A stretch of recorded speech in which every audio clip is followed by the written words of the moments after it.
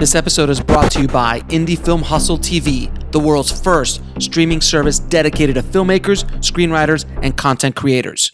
Learn more at indiefilmhustle.tv. I'd like to welcome to the show Lance Henriksen. Lance, how are you, my friend? I'm good, Alex. Very good. I remember your name. Yeah. We worked before. Yes, we have. We have worked before. We worked years ago on my short film Red Princess Blues Genesis. I reached out to your people, and you were kind enough to bless our project with your voice, your remarkable voice. And I never forgot it. I was still just fresh off the boat, maybe a couple years in LA, and it was just such a thrill to work with you and staying at Wilcox Hotel. I'm sorry? When you first got to LA, were you staying at the Wilcox Hotel? I was lucky enough to get an apartment in North Hollywood. Woodside Hotel. You leave your brains on the ceiling. You know? What are those apartments by Warner Brothers that everybody used to go to live at when you first got there? Yeah, I don't remember. I remember the name of it, but there's that. Yeah. So when I first got to LA, I couldn't afford anything, man. So Lance, tell me, how did you get started in this business, man? You've been around for a few years. Theater, New York. Oh, okay.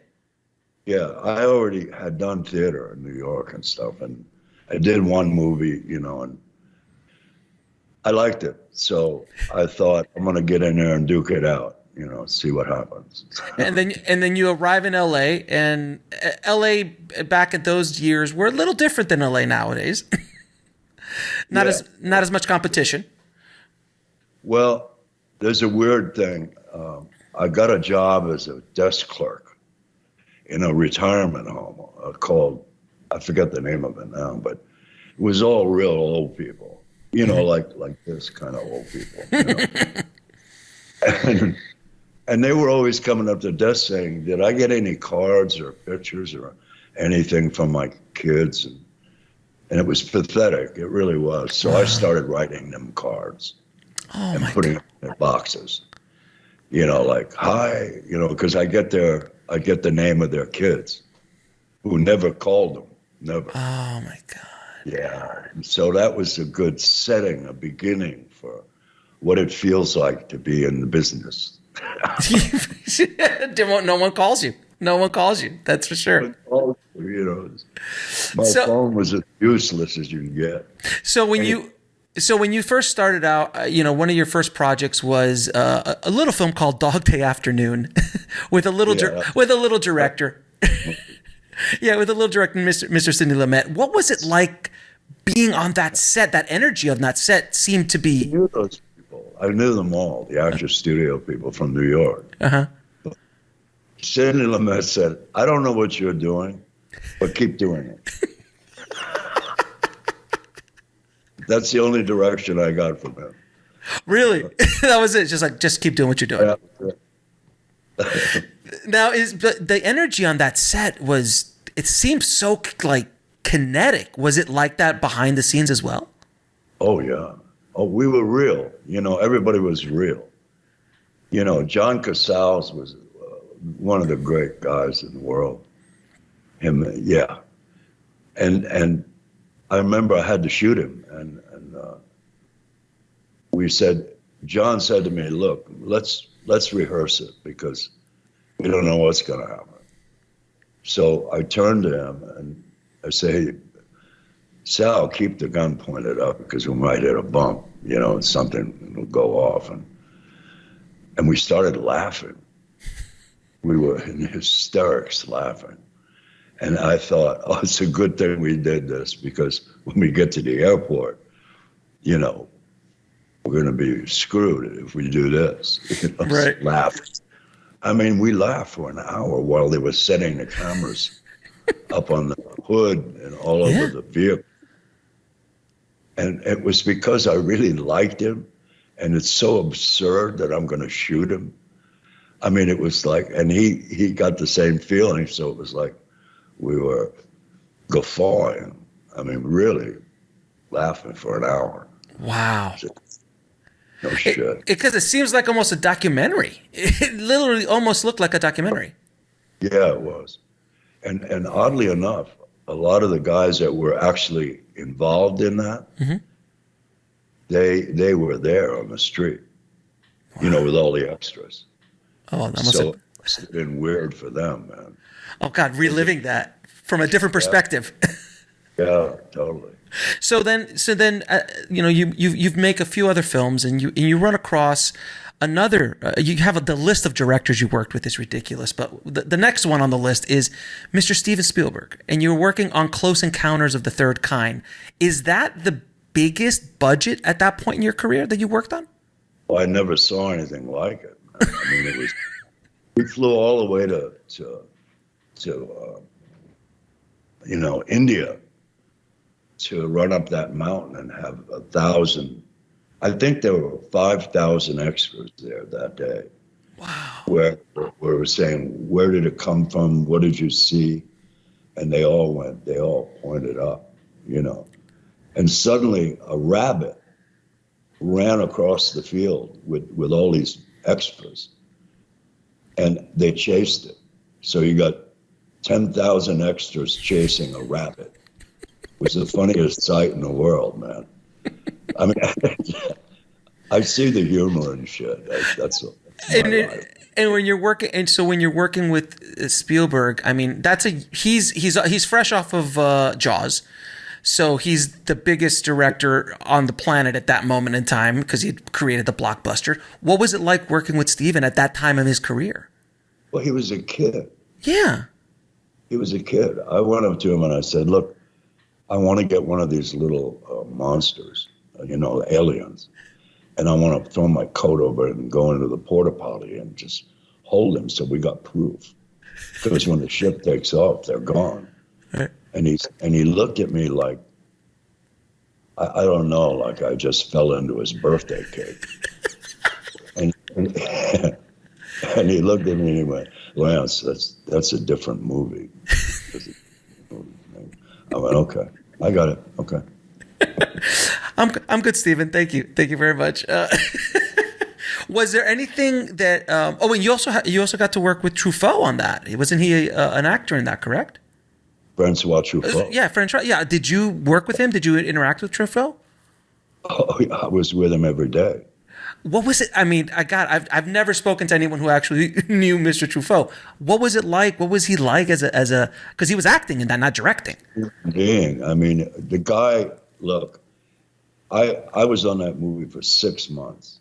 Oh my God. So, yeah, getting paid scale, you know, it's okay. Yeah, sure.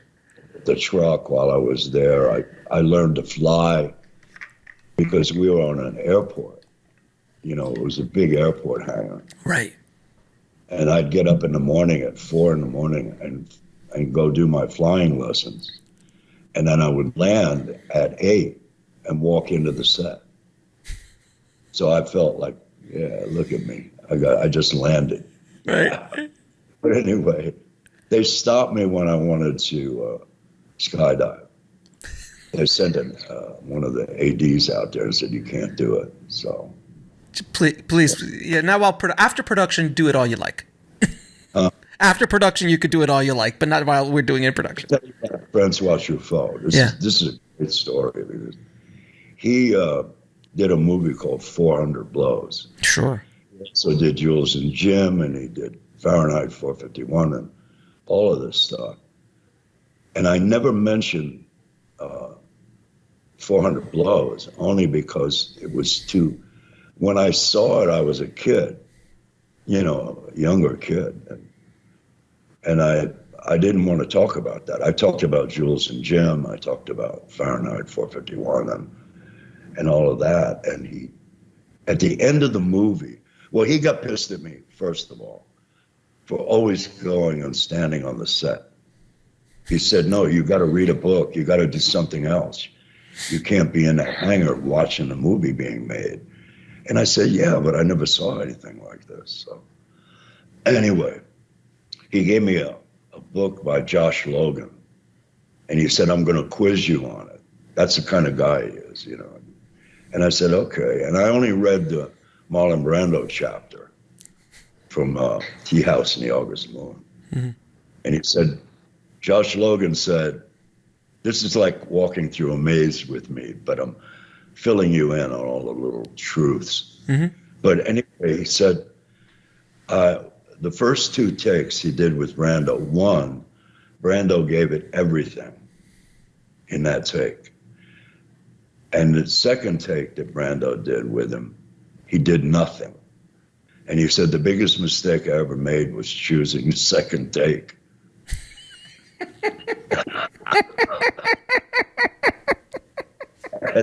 Thanks to Truffaut, I got that piece of information. It was really... That's amazing. That is amazing. So but I he think was the kindest guy in the world. Yeah. And if you went to a restaurant, all the women in the restaurant would like zero in on him. He had that energy. I don't know. It's French. He dressed good, you know.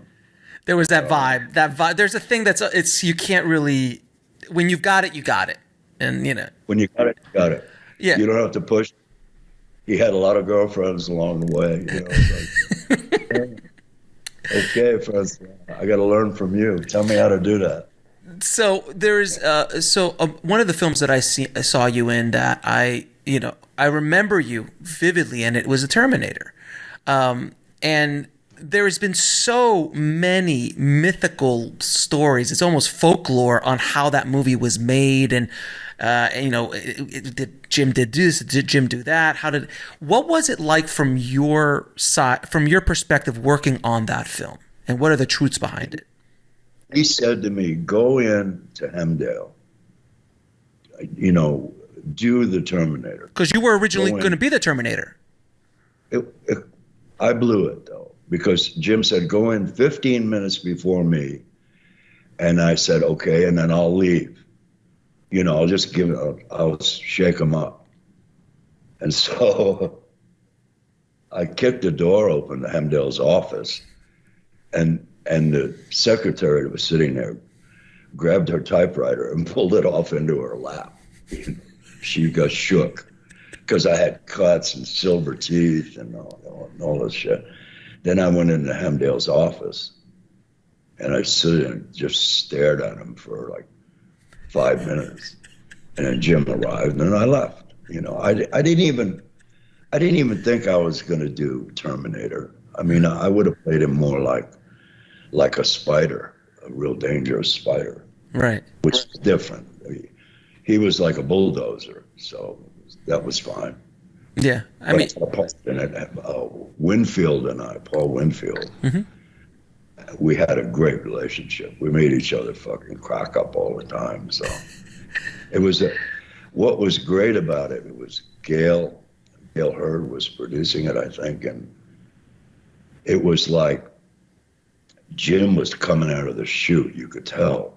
Mm-hmm. He just had a rhythm about him, and he always does. He knows he's like an isolated animal of some kind that is just so focused, after we did Aliens, and then it was one of the most dynamic directors I ever worked with, ever. But you also worked with him on Piranha 2, The Spawning, as well, right? Is that where you met him? We don't talk about that. No, we don't. Well, about it, but it's just like awful. But Jim says it is the best flying piranha movie ever made. Yeah, it was so exciting because I had to buy my wardrobe off of a waiter. Okay. Because they had no wardrobe. Right. So I gave the guy $75 for his pants and his shirt because I'm playing a harbor cop. Sure. And it had a blue stripe and epaulets. But I got over that really quick. It didn't bother me. No. So you met Jim on that show, right? Yeah. And that's the best thing about the movie. I'm sorry, that's the best thing about the movie is you met Jim. But even then, I saw what he could do. Yeah. He was up I was buying my suit off a waiter. He was up in his room making rubber fish, because he didn't have enough of them. You know, all kinds of stuff. I mean, I put the harbor boat up on the pier because they wouldn't bring me down there and let me learn how to drive it. All right. So by accident, I come whipping in. He said, come whipping in. And I go, okay. I whipped in and put it right up on the pier. Oh, different times. So when you're working on the Terminator, because that was a fairly low budget film. I think it was if I know the budget, it was I think anywhere between $5 to $7 million or something. You couldn't prove it by me that it was low budget. It was, but right. I don't know what the budget was. Right. But it was all his friends, all the talented people were involved in it. You know, it was really once the train leaves the station, it doesn't stop till you get there. Right. And that's no matter what the budget. Right, because if you're going, you're going. Whoever. If they go, yeah, you're in. So when you saw Arnold show up as the Terminator for the first time and you saw him, what was your first reaction? He was sitting on the steps of his honey wagon. Okay. He didn't have a trailer, he had a honey wagon. Sure. We all, because the budget didn't allow for, a Tiffany honey wagon. Mm-hmm. But anyway, he was sitting there smoking a cigar, and he was really happy. He was amazingly happy, just like greeting everybody and making jokes, and he was happy. And I was grateful for that. You know, he's a big son of a bitch. He is, and at that time of his life, he was really big. I mean, he was still. Yeah, he had that all going, you know. Yeah, and he was. And did you see the same thing in Jim that you saw in Arnold when you saw him? You're like, oh, this guy's gonna be a star. Did you see that when you were on the set? I knew how. I saw how Jim was treating him. Jim was treating him like. I don't know. He was telling him everything that he needed. Jim would tell him that. I need you to be quiet and just look up, walk that way. You know, I mean, he knew what he wanted from Arnold. Mm-hmm. It's good. It wasn't the later. Be careful. You know, it's like. Right. Yeah. He barely had any dialogue in the first one. And then he opened up in the second one a bit. Yeah. Yeah. He had those favorite lines. Take cover, you know. Get down. Get down. Get up, you know. That's amazing. Whatever. Go. Run. Now, one of your best known characters is Bishop in Aliens, which you brought such humanity to that android. It is remarkable. It was really on purpose. I had made a decision that before I even got to England, you know, that there was what is a android? He's a protecting device, a take care of humans device. He's also as vulnerable as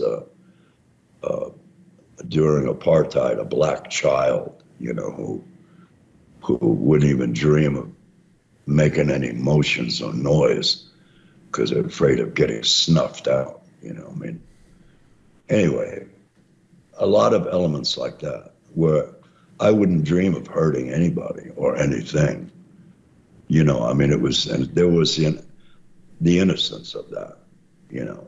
So, and I got the role, but Jim said, in England, if there's somebody in England that's better, Jim told me, he said, I would have given him the part, but what you brought to the table was just exactly, was good, you know.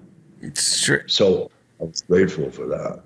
Now, you know, I learned shit to do with the knives and stuff because he called me before I went to London and said, remember when we used to do the knife thing? And I said, yeah, I can get good at it. When I got to England, I had all 20 knives because I know him. He might pick a different, and I had to work with all of them. Sure. So when I got there, I was good at it all. But anyway, they almost wouldn't let me in the country because the guy, they saw it on the scanner that I had knives. They opened the suitcase and said, "Step away from your bag, sir." It's like, they're going to not let me in. They thought the IRA was pretty active around that time. Sure. And that was 86, 85, so that's not even post 9/11, for God's sake. So can you imagine? They must have been on edge. Yeah. To say the least. Now, there is so many, stories of the English crew and Jim and Gail having such a hard time making that movie because they were basically fighting a crew and they didn't really believe in Jim and no one had seen Terminator yet. Yeah. They were they were dragging their feet. They were taking tea breaks every 5 minutes. They'd go to the bar that was at Pinewood and they at lunch. And they'd come back and it'd slow down again. I mean, those guys were all under contract. So They didn't have to listen to anybody. But despite all of that personality stuff going on, they called him Grizzly Adams, Jim, because he had grown a little beard. And who the hell is he to come in after Ridley Scott? Who is he? British are better, I mean, that was their whole thing. And it was like, for us, it banded us together even more. Right. The only time it wasn't Bishop was when one of the ADs, British ADs, pushed me on the chest. He said, "Stop, push me." I said, "You do that again, I'm going to kick your ass." I mean, I meant it. I was so pissed. I'll never forget his face when I did that. He got shook. Get out from New York, man. You don't fucking push me. What's your New York? You're New York, baby. Anyway, it's all good. And I'm assuming having a. I'm sorry. When you think of days, weeks, and months of working together, all of us, we all knew each other and believed in each other. That's a different feeling than just going, all right, we're going to leave a bunch of garbage and pull our trailer out of here and we're going to go home. We didn't do that. We were there to do it, really do it. And those guys, by the way, the guys on contract to Pinewood, they were some of the best makers of props and things and sets. They were unbelievably good. Right. If they had just welcomed us, we would have been fine. But so we went through about a month of bullshit. And then I guess, I don't know the real story behind it, but Gail was saying, we'll just get out. We'll leave here and go do it somewhere else. You're not going to screw up his movie. I mean, and they turned around. They turned around completely. Really? Yeah. Yeah, because I can imagine that having, in 1986, a female producer on top of it all was a shock because you generally didn't have female producers. She's 5'5". She's but tough. Oh yeah, smart as a rep. I mean, I love her. And she and honestly, many people say this, and I say it as well, is Aliens is essentially a masterpiece in the genre. It really holds up. It is. It holds up. You can watch that today. You can still watch that today, and it's not. You don't see the date. There's no date. Yeah, I would get a lot more attention than I am now. Oh, okay. Fuck it. Now you also gave it all off. Right, exactly. Now you also worked on another classic film called Near Dark with Miss Kathryn Bigelow. I remember I was working in a video store in the 80s, late 80s. No. Oh yeah, I worked in a video store for 5 years.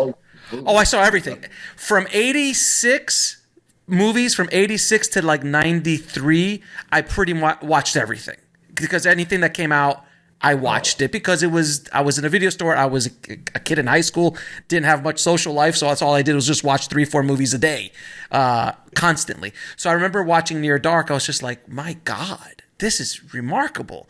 And I have to say, Kathryn Bigelow is easily one of the best action directors of her generation, and she doesn't get the credit that she deserves, in my opinion. I mean, she won the Oscar, obviously, for Hurt Locker and everything, but as an action director, my God, she holds her own with anybody. Anybody. Believe me. What was it like working on that? You know, she would do things incredible. Like we had to deal with sunlight, so we improvised a whole rehearsal of how do you enter a room that's brightly lit with windows and stuff.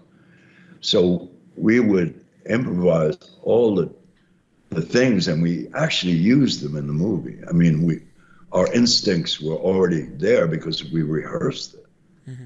You know, spraying the windows, put tin foils on the windows like Elvis used to do in Vegas.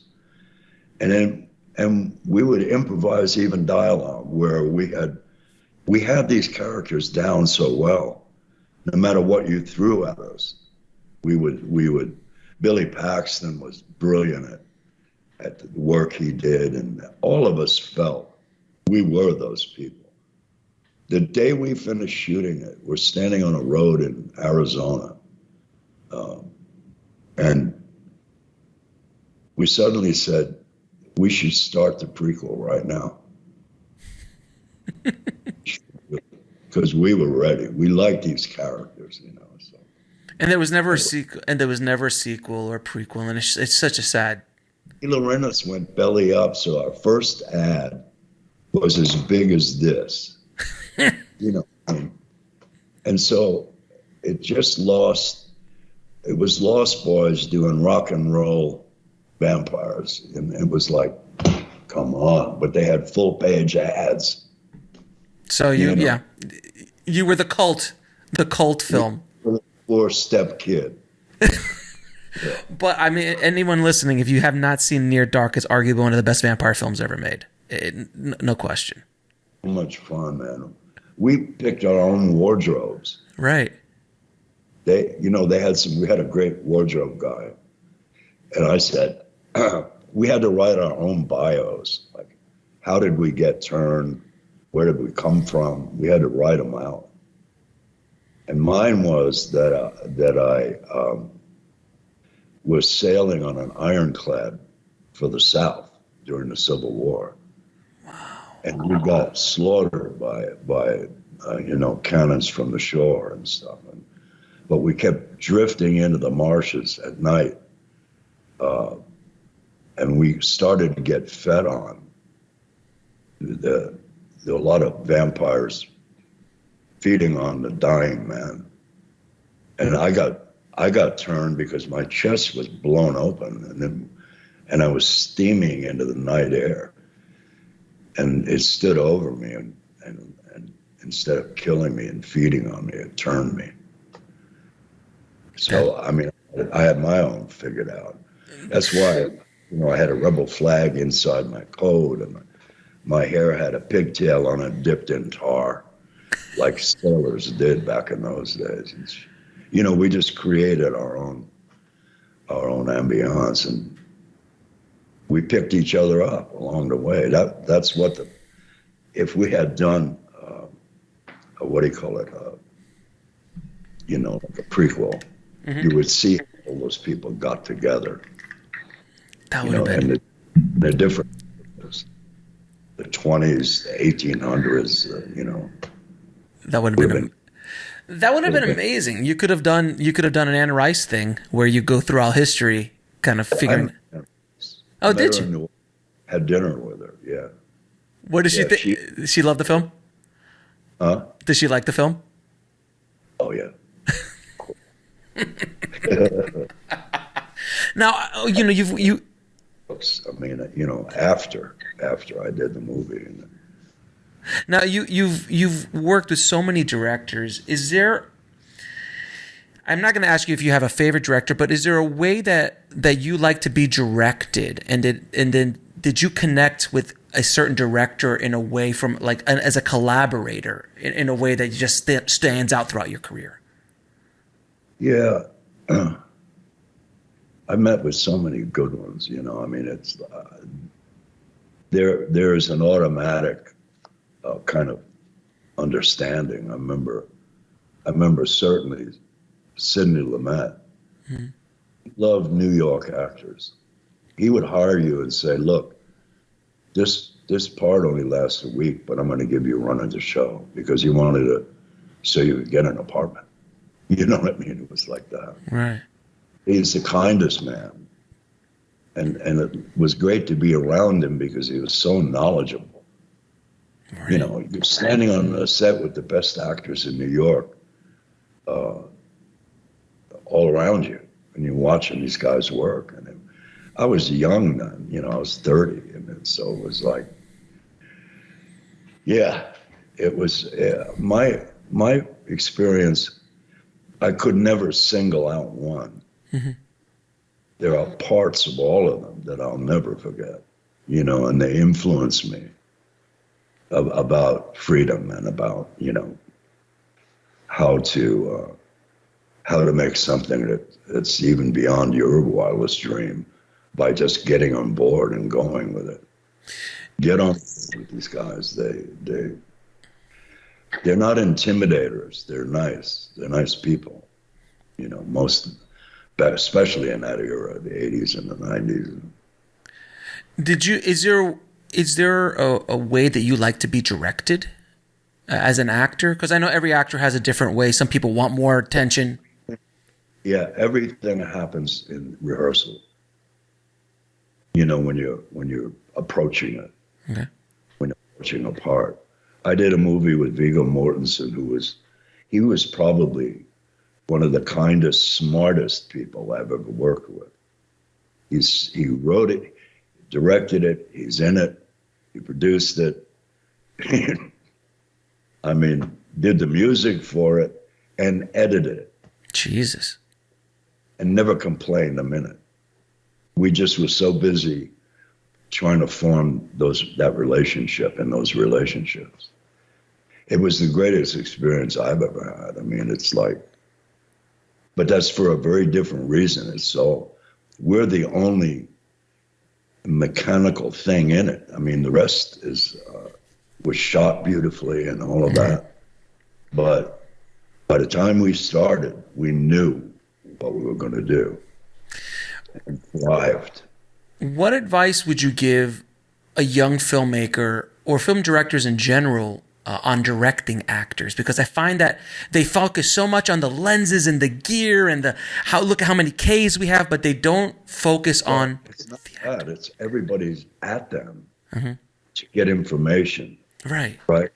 That's part of the deal. You know, the camera guys, it's all about, he is the core focus of it. It's getting less so. There are more producers, businessmen, who think they know the answers to everything. You know what I mean? Right. It's like politicians. They talk out of both sides of their mouth and out their ears and everything, you know. Where the director is responsible. I mean, he's responsible for the approach. There's so many levels. But it's also, they've got a bunch of ravens trying to pick their eyeballs out, you know, which are the producers. Right. Or the studio execs or something along those lines, yeah. But is there a way that you would recommend directors working or approaching actors in how they work? Oh, yeah. I mean, I think the only answer is just to be heard.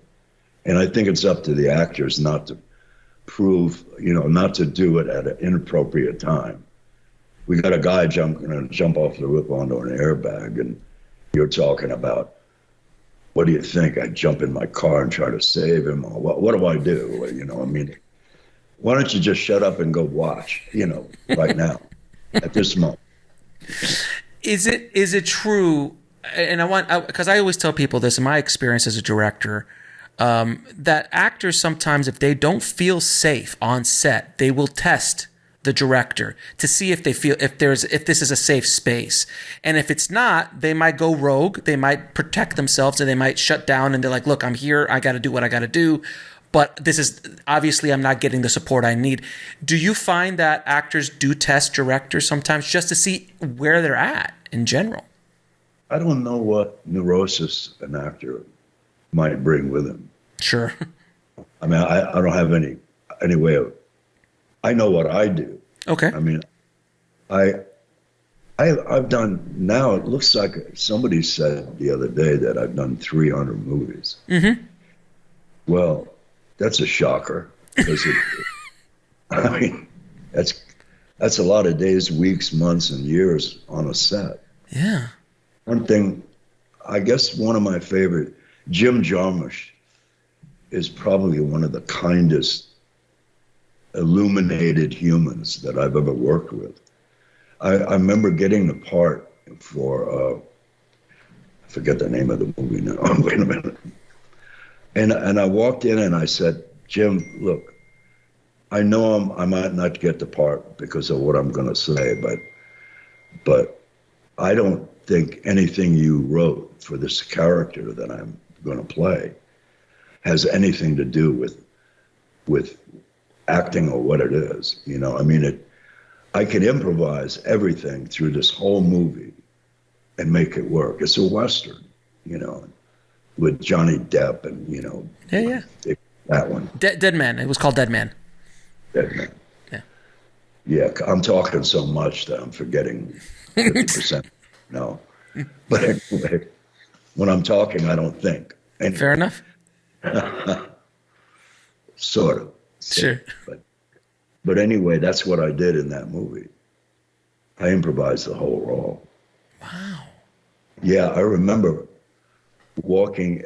I had to kill this kid this black kid who's he's got knives and he's a nasty kind of guy and he insults me. And I remember walking into a Native American post and looking at all the stuff, you know, the beautiful jewelry and all that. But there was a brick. And I said to the guy, and there was a car painted on the brick. And I said, what is that? And he goes, it's a Navajo mud toy. And I said, what? Oh, okay. Wow. Right. And when I got on the set and I shot that kid, he said, he's only, my partner said, he's only a kid. He's just a kid. And I said, well, he's a Navajo mud toy now. Oh, wow. It's like I go through a period of gathering, unconscious gathering, where when something intrigues me, I know I'm going to do this movie, and I'm seeing it through the eyes of the character. So that was a great experience because he just let me fly. That must have been. I wasn't acting anymore. You were being. I was just being. Yeah, that's amazing. And you also worked on one of my favorite Westerns of all time, The Quick and the Dead. Quick and the Dead. Oh. I love Quick and the Dead.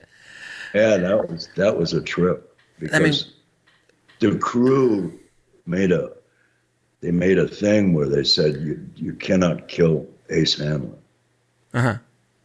They wanted me to stay. You were one of the look in that cast was ridiculous.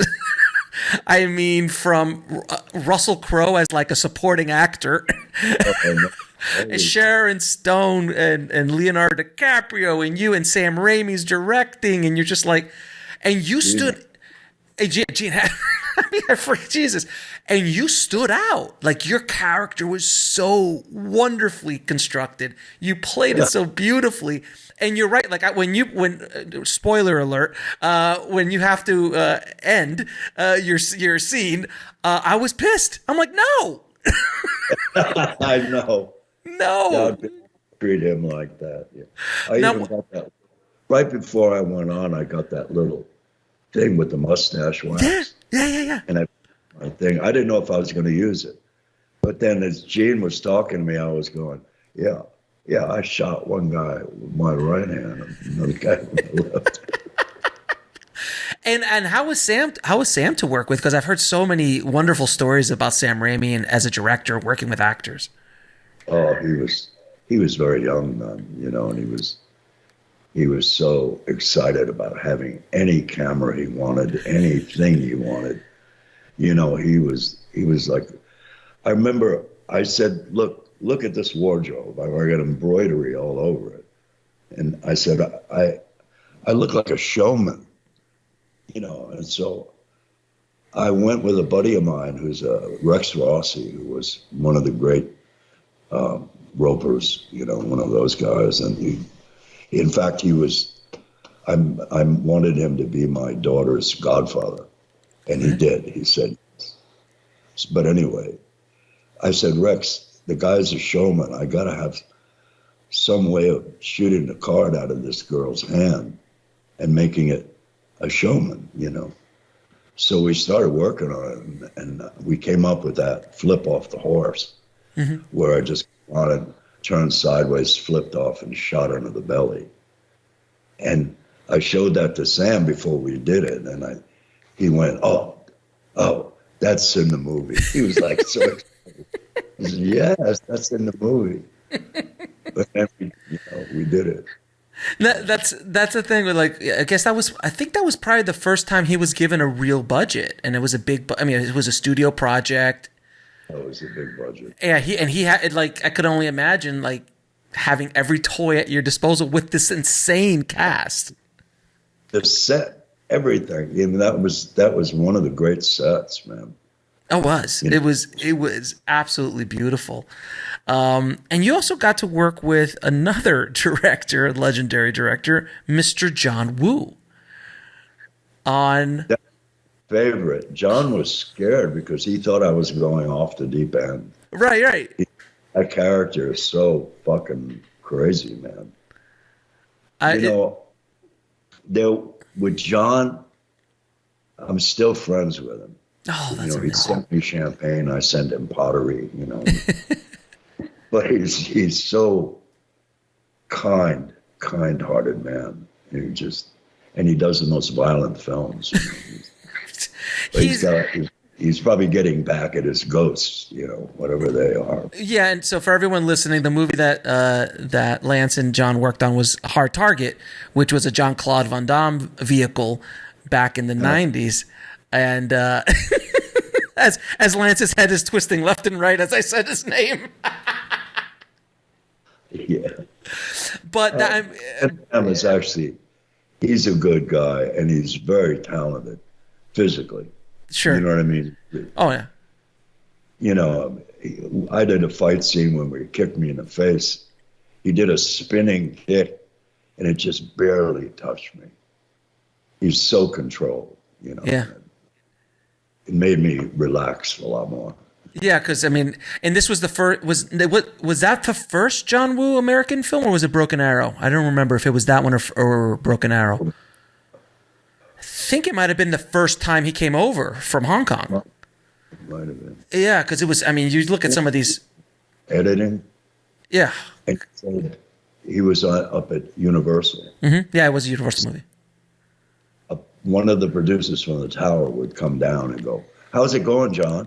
Oh, that scene. Oh, what if you cut it that way? And then he'd leave. he would leave. And then another one would come down. He said, all I want to do is get out of here. They're not leaving me alone. Yeah, they just keep coming like gerbils. Now, oh, by the way, I have to tell you, one of my favorite films I've seen of yours, which is not one of your best known films, but it impacted me because I saw it on a date. I took my date to see this film in the theater. Yes, and we both loved it. Stone Cold. Oh, that one. Brian Bosworth stars, and you are the main villain as a biker gang. I never forgot that movie. I must have watched that movie a dozen times when I was in the video store. It was just, you played that part so beautifully. Thank you. Thank you. That must have been fun. Chains is that character. You know what? I do better work when I improvise because we had no script. The guy, what happened on that movie was Chains was always talking biblical talk, literally right out of the Bible. Mm-hmm. Not in the movie, but in the script. And he got fired. His first dailies came in. I wasn't in any of those scenes, but they saw them and fired him and brought a guy who's really good, Craig Baxley. And Craig had done stunts and, you know, all kinds of movies. And Craig came in, and I met him when he came in from the airport. And I met him, and I was sitting in the lobby waiting for him. When he came in, and I said, Craig, can we have a beer together or something? Let's talk about this, because the script, you read it, it's really a piece of shit. I mean, it was bad. You know, I don't know how he got the job, the other director. I don't even know. But anyway, so he said, well, what are we going to do? Because I said, the dialogue is shit, all of it. So he said, what do you want to do? And I said, well, we'll get there. If our call time is 6, I'll get there at 5 with what's his face, the football player. Brian Rosworth. Yeah, Bob. Yep. Yeah. I said, and we'll improvise. We'll just improvise the whole scene. We know what it has to have, mm-hmm. action-wise. You know, we'll improvise it. So that's what we did. It worked out. Script, everything. It worked out. Really? So every piece of dialogue almost was completely just. Yeah. That's brilliant. That makes. Yeah. That's a nice little tidbit about that film. that's now, I mean, over the course of your career, Lance, I mean, you've been on set, like you just said, you've done close to 300 or over 300 projects. You've been on set so many times. What was the project or the day that stands out in your mind as like, man, this is a really, how are we going to get out of this? Like, you feel like everything's coming crashing down around you. What was that day, and how did you get through it? How did you make it through that day? Boy, I try to forget those. You know? There's a whole group of movies that I've done that are called alimony films. You said that to me. You said that to me when we worked together. It's good to know that that's real. Yeah.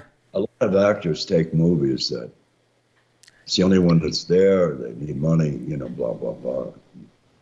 And I've done some of those that were like, oh my God, I thought, you know, you don't want to be seen on the street when that comes out. You know, you don't want to be there. Right. I only see my movies once, and then I don't look at them ever again. You know, the only one that I might have watched more than once was Powder. Yeah, I remember Powder. I love Powder. I thought that was a really good movie. Mm-hmm. But, you know, some other political shit happened. Sure. And it didn't go to release. But you know what? You got to take the good with the bad. You really do. I mean, try to do something. I have a will that says, don't give up, man. You know, just be there, even for a bad situation. You know, don't run away, because then you turn into a runaway. Right. You know? Now, you have to go with it. I wouldn't like to mention some of those only because they tried. Everybody tried. Sure. You know, and they were stricken by a lot of different things. Like, look what can happen on a set when you see this wonderful woman. When I met her, she was a Steadicam operator, a very mm-hmm. strong woman, and wonderful and beautiful, and you know, and she gets shot on a set. That's the ultimate total thing. I mean, it's over once that happens. I mean, it's over. Right. You're fixing that. Right. You know, it's going to be an ugly thing for a long time. But anyway, that's how bad it can get. And I've never been hurt on a set. In my 300 movies, never been hurt. And I've done physical shit with anybody, and I don't care. You know, I'm still doing it. It's like I'm not, I'll probably just drop dead quickly one day, you know, boom. I think that's it. Okay, it's a wrap. It's a wrap. And where's Lance? Lance? Where is he? He's got a new casting call. He's got a new casting call he has to do. Now, out of all of your movies and all the people you work with, which is the craziest story that you can share publicly? I did a movie called The Visitor. Yeah. When I was young. Yeah. It's like the hot young guy in that movie. But there was Glenn Ford, Shelley Winters, all these actors that we all know from the 40s, you know. They were in it. John Huston. Jesus Christ. All these guys. And I got to talk to John finally one day after we made a joke. And he said, okay, look, I don't want to come back, Lance, so let's do it now. You know, he's like my hero. He'd done some great movies. And I said, okay, let's do it. And I'm staring at him, and he goes, you have the first lines, Lance. So and I said, I'm sorry, John. I got my first direction from John Huston. So not bad. Bad, not a bad moment. Now, can we talk a little bit about your new film? Oh, go ahead. Say that again. The Visitor, yeah. Yeah. I did in Rome. Okay. Every time I go to Rome, the movie turns to shit. I don't know why. Yeah, because wasn't Piranha shot? No, yeah, that was an Italian producer. Yes, you noticed. Yes. I'll never work in Rome again. You know. But you'll visit. This conversation. Now, tell me about your new film, Alpha Drift. How did you enjoy working on that? I got to tell you, I was impressed with him and took that movie because he started, it's almost like with a grain of sand. You know, he made keychains with the alphabet symbol on it. And every day he was battling budget. Every day. And that's why that was done years ago, and now it's coming out. You know, I think almost 3 years, 2 or 3 years ago. Sure. But he was tenacious. He's a guy that will talk about, I won't give up. And then he would do what good movie makers do. They wangle what they want. I want a McLaren. And one of his people pulled some strings and they got a McLaren. That's the most expensive car in the world. There's some have sold for $13 million. So it's at least $1 million. And I got to drive it, and the owner was standing by the fucking camera shaking because it's so fast. If you just touch that gas, you're going to fly down, you're gone. And again, that's an example of making do as good as you can with limited choices. And he did very well with it. His location choices were good choices because he was containing it. You know, I mean, I wanted to do it. I just felt I didn't really understand it when I first started. The hell I was, it's a very almost like looking back into time in a way. They're dragging the past into the present and saying to a young man, "You're genetically right. You are the next whatever," right? Mm-hmm, mm-hmm. And so I had to respect it and do the best I could, you know, I mean, with what we had. And it looks like he pulled it off because he got distribution. Mm-hmm. I'm super happy for him. I really am. And we'll put links on where you guys can watch Alpha Drift afterwards. It does look fantastic. It's a family film, so it looks like a lot of fun. There isn't a real rough moment in it. Well, there's some killings, but sure, you're killing demons, so it's not. Have you noticed how violent all the movies are, like on YouTube and you know, all of these cable things? Oh, it makes the 80s look tame. Oh yeah, it's more murders than you can imagine. Right. And peak women, you know, where you're seeing a little but not a lot, you know that. Mm-hmm. But it's just the whole porridge. They're like remakes of movies that are still out. You know what I mean? Look. When they remade Point Break, I was like, "Stop it!" That is a masterpiece of its time. You can't leave it. Yeah, why? You can't remake that. They're just going over to, I think, Screenwriters Guild and saying, "Can I read a bunch of these scripts?" And they do, and then they write a clone of that script. It's weird. It's because you know this better than most, that the whole town is run by fear.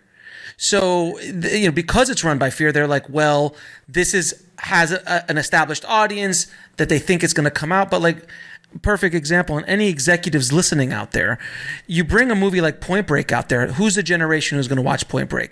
My generation, the one that grew up with Point Break. Really, right. What are we going to run out to see Point Break? The remake? No. And then the new kids are going to be like, what's that? Oh, skydiving? Oh, that's not a big deal. But in 1990, whatever it was when it came out, no one had really seen shit like that before. No, God, no, you're right. So it's different. They're rehashing a lot of stories. Even Korean movie companies are doing it. They're rehashing our movies or their movies, or doesn't matter.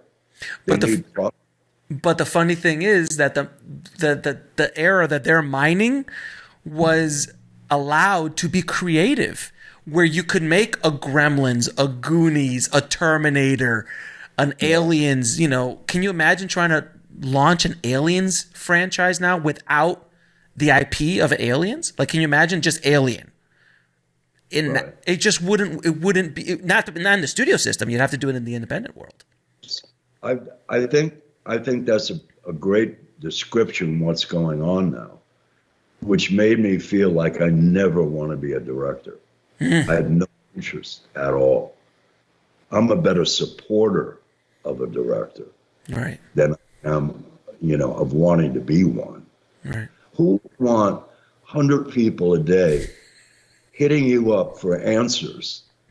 Who the hell wants to live like that? I love it. Some people are built like that. But see, you maybe will break out into your dream so totally that it will be what you want it to be. But I have no desire. I'm in the job that I should be doing. Right, and I've had to act a couple times in my life in front of the camera, and no, thank you. It's not what I like to do. It is terrifying.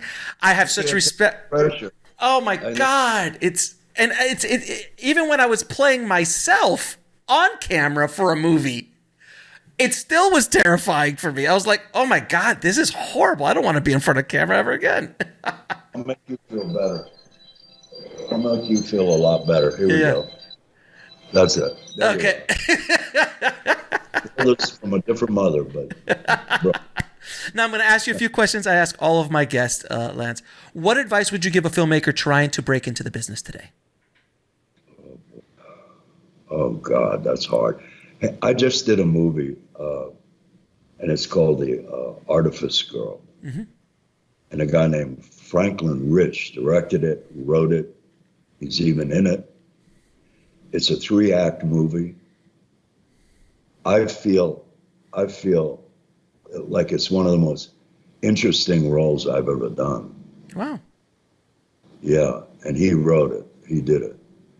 And the relationship during the shooting this was in Florida.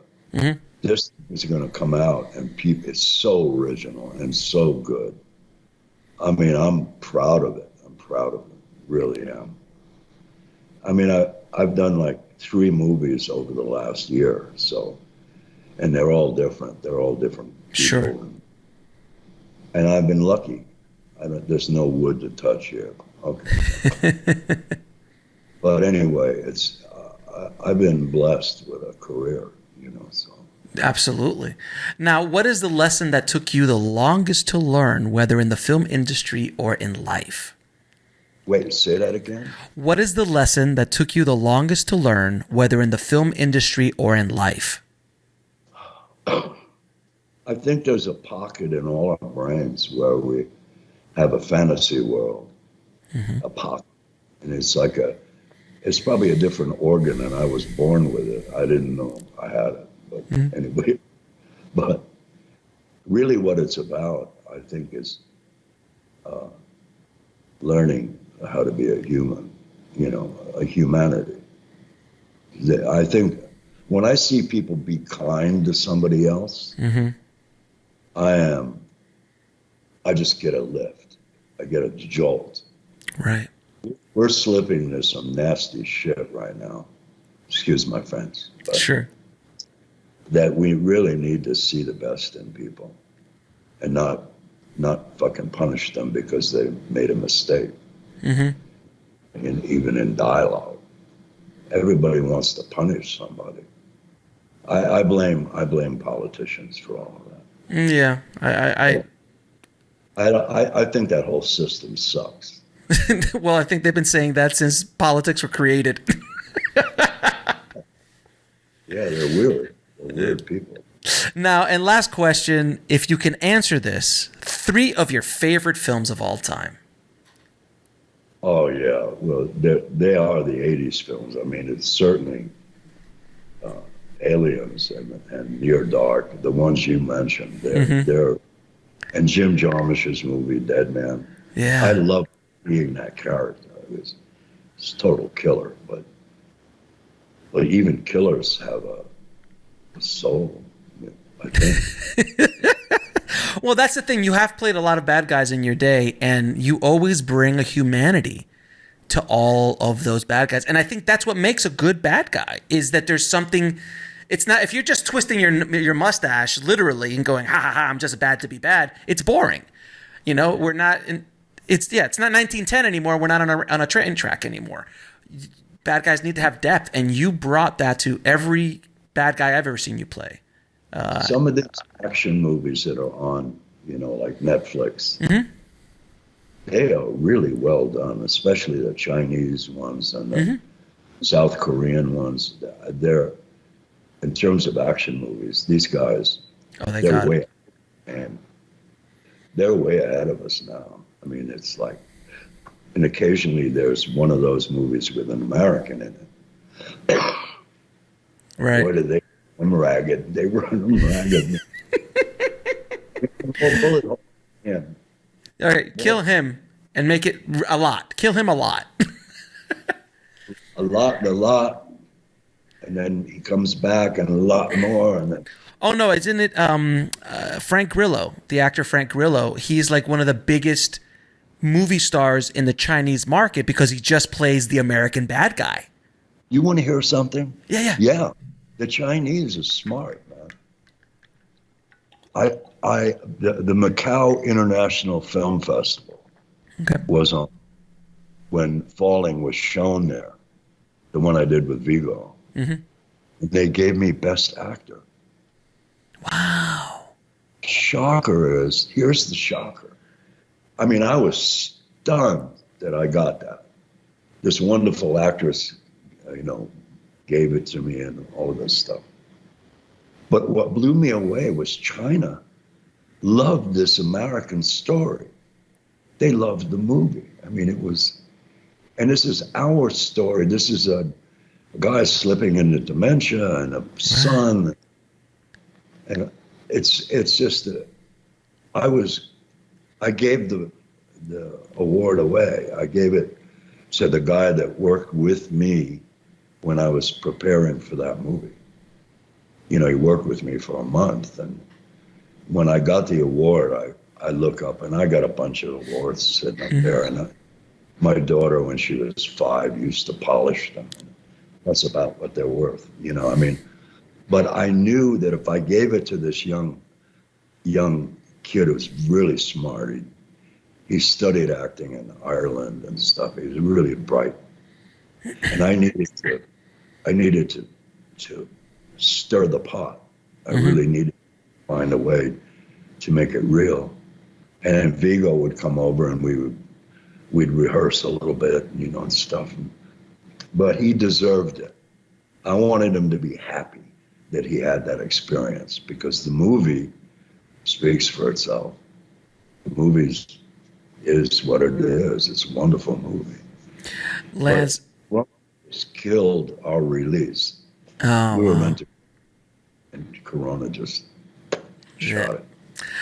Lance, it has been an absolute honor and pleasure talking to you, my friend. I mean, I can keep talking to you for at least 5 or 6 more days, just to try to go over your career.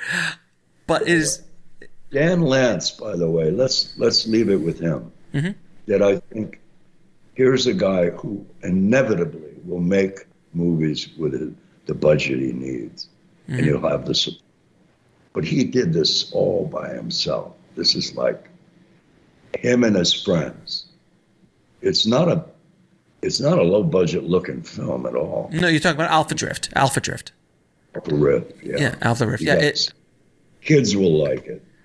I thank you for your time, my friend, and also thank you for the work that you've done as an artist throughout your career. It is definitely affected my life over the years, and it was again an honor working with you on my little short film all those years ago. So thank you again, my friend, and continued health and success to you, my friend. I'll see you down the road. There's more to come.